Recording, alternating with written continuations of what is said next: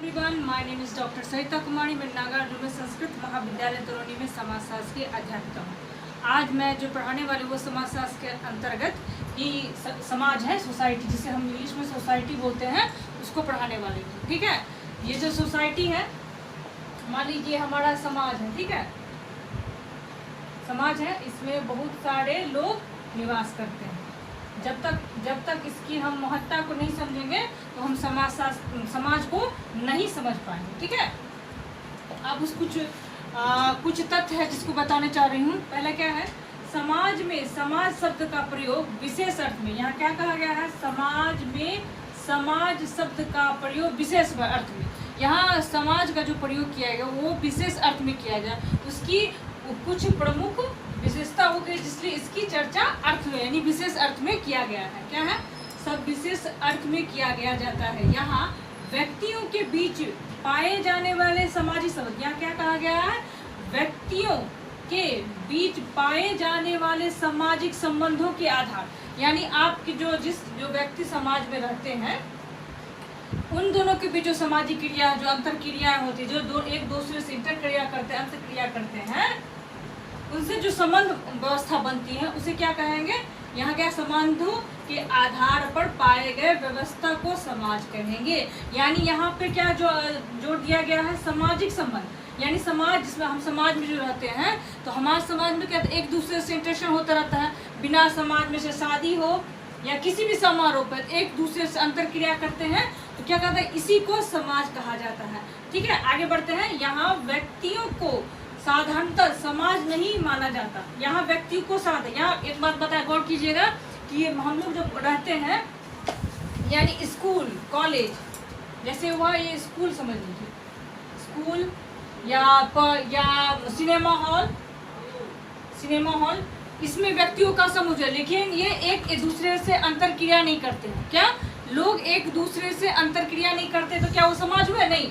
हमारा cinema hall ये सब समाज नहीं कहलाए। या व्यक्तियों का इकट्ठा हो रहे हैं, बातचीत कर रहे हैं, तो आप कहिएगा नहीं समाज ही नहीं। यहाँ समाज का मतलब व्यक्तियों इकट्ठा करने से नहीं, यहाँ अंतर किया। यहाँ क्या बोला, व्यक्तियों के साथ समाज को माना गया है। इसमें पारस्परिक जागरूकता, यानी आपको समाज के प्रति क्या जागरूकता होनी चाहिए वो है। ठीक है, उसके क्या, समान जीवन भागीदारी होने की भावना, यानी आप समान जीवन हो, उस समाज में रह रहे हैं तो आप एक दूसरे का क्या होगा, समान जीवन होगा। और क्या बोले, समान जीवन के भागीदार होने का भावना होना चाहिए। आप समाज में रह रहे हैं तो आपकी क्या है, समाज के प्रति जो भागीदारी होती है कि समाज के लिए हम क्या बेहतर कर सके, उसकी भावना महत्वपूर्ण है। ठीक है, यहाँ पे कुछ परिभाषाओं की चर्चा करूँगी जिसमें आप समाजशास्त्र के बारे में समझ जाएंगे। यहाँ क्या क्या है, जॉन स्मिथ क्या कहते हैं, यहाँ परिभाषा देखिएगा, जॉन स्मिथ क्या कहते हैं, समाज उन व्यक्तियों का समूह माना गया जो अंतर द्वारा संबंधित। यहाँ क्या कहा गया, समाज जो है,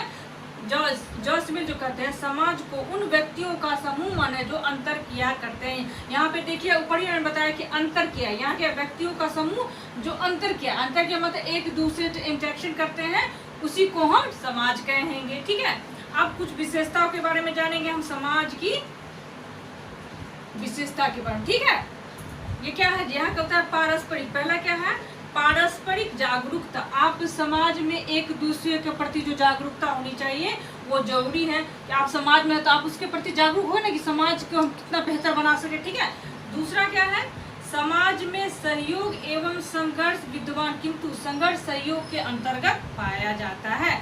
यहाँ क्या, समाज में संघर्ष है, सही बात है।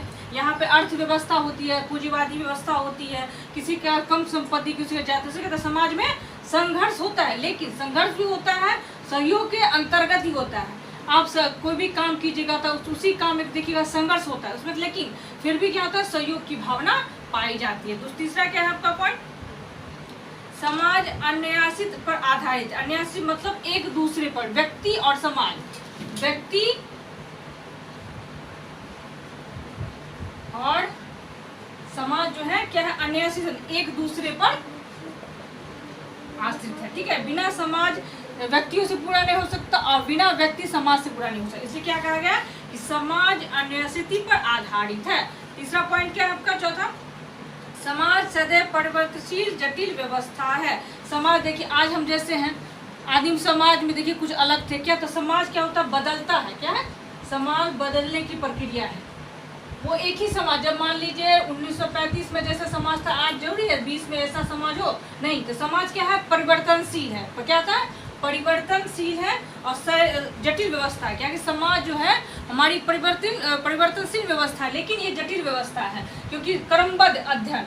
जटिल व्यवस्था इसलिए कहा गया है कि ये तुरंत नहीं बदलाव होता, उसमें धीरे धीरे बदलाव होता है, इसलिए इसे क्या क्या समाज को क्या क्या है कि सदैव परिवर्तनशील जटिल व्यवस्था है। ठीक है। चौथा क्या है आपका, समाज केवल मनुष्य तक सीमित नहीं है, न होकर पशुओं में भी पाया जाता है। आप देखिएगा किसी पशुओं के झुंड पर हमला करे तो सारे पशु एक होकर आप पे हमला करते हैं। इसमें क्या होता है कि समाज केवल मनुष्य तक ही सीमित नहीं है, होकर पशुओं में पाया जाता है। कहता है जो समाज जो है ये नहीं बोले कि मनुष्य में ही है, ये जानवरों में भी, पशुओं में पाया जाता है। लेकिन समाजशास्त्र के अंतर्गत हम केवल मानव समाज का अध्ययन करते हैं। क्या होता है कि हम जिस समाज में रह रहे हैं, जहाँ पे हम लोग रह रहे हैं, वहाँ जिस पर हम समाज का जो अध्ययन करते हैं, समाज में हम जानवर का अध्ययन नहीं कर सकते, पशुओं का अध्ययन नहीं कर सकते, निर्जीव वस्तुओं का अध्ययन। यहाँ पर हम सजीव व्यक्तियों का अध्ययन करते हैं। इस वीडियो में इतना ही, आगे वाले में दूसरे टॉपिक के बारे में बताऊँगी। धन्यवाद।